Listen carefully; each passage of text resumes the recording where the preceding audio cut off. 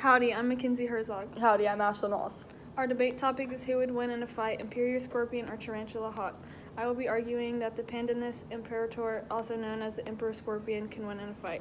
And I'll be arguing that the Pepsis grossa, also known as the tarantula hawk, can win in a fight. The emperor scorpion is the largest scorpion in the world, with adults reaching an average of 6.5 inches long, and a hawk tarantula is no match for them.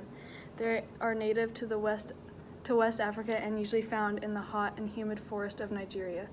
They are black but give off a blue-green appearance under UV light. They have two huge pincers in front and a very long tail. They have a venom that they use as a defense mechanism, but usually use their big pincers to capture their prey. They have sensory hairs that cover their pincers, which allow them to find their prey by detecting vibrations in the air and on the ground. They have poor eyesight, but very good hearing and good sense of touch. To humans, these scorpions are not dangerous. They are very docile insects, and many people even keep them as pets. They still may sting you in their adolescent stage if they feel frightened, but they don't when they are full-grown adults. Their sting is not poisonous nor dangerous to humans. The tarantula hawk is known to be a very large metallic sheen blue-black to greenish wasp that mostly all have orange wings. You can find these wasps in every continent other than Europe and Antarctica. In the United States, they can be found in the deserts of the Southwest. Female hawks play a different role than the males. Males do not have a stinger, but the females have one that is 7 millimeters long. The adult female hawk uses the stinger to paralyze her prey and take it back to her nest for her larvae to feed on when they hatch. Their stinger is known to be the second most painful of any insect, and when preying on other insects, they like to provide a slow and painful death. It is a known fact that these wasps might appear small, 5 centimeters, but they are capable of hunting the largest tarantula in the world, known as the Goliath bird-eating spider. With that in mind, even though the tarantula hawk might appear smaller than the emperor scorpion, they can take on insects much larger than their size and stun them with one simple sting. Wasps are usually calm and do not attack humans unless their life is in danger. Emperor scorpions do most of their hunting at night, and they feed on insects, arthropods, and small invertebrates. Often they are even able to feed on larger animals such as mice, lizards, and bigger spiders. Males are very territorial and will fight to their death. Scorpions live in burrows that they dig in the soil. They are sensitive to light, so they are usually found in the nighttime or under rocks, logs, or tree roots.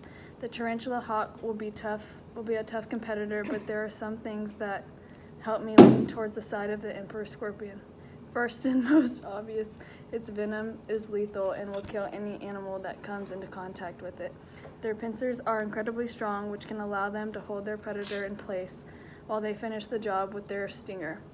They are so strong that sometimes they end up crushing their predator, so they don't even have to use their stinger.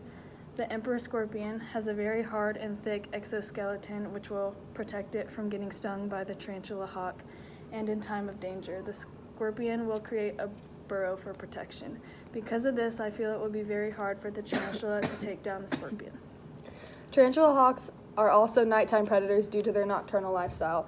These hawks are known to be very independent insects and would rather live a solitary lifestyle than travel in a pack. With that in mind, the emperor might be stronger than the hawk, but hawks are known to be extremely smart insects, and since they travel alone, they will be able to sneak up on the scorpion and apply their stinger. A fight between these two insects would be very interesting considering they both have very strong advantages over one another. The scorpion has an advantage of venom, but I believe that the tarantula hawk has a loophole to protect itself from it. The hawk is already known to be smart and sneaky, and on top of that, they have the advantage to fly, and the scorpion has no chance if they can't even reach the hawk.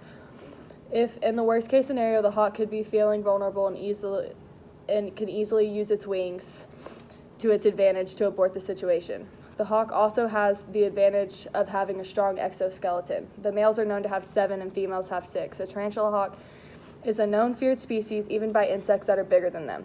They are feared because they are very precise, quick, and smart when attacking their prey. Flying is still the biggest advantage over the scorpion because as the scorpion is walking on the ground, the hawk has the perfect view from above where they linger and wait for the perfect time to attack. The scorpion does have eyes surrounding its whole body, so I feel like that gives the hawk an easy way if it executes correctly. They usually try and sneak up on their prey from behind to give them a better chance of being able to sting them multiple times to put them in a subdued state.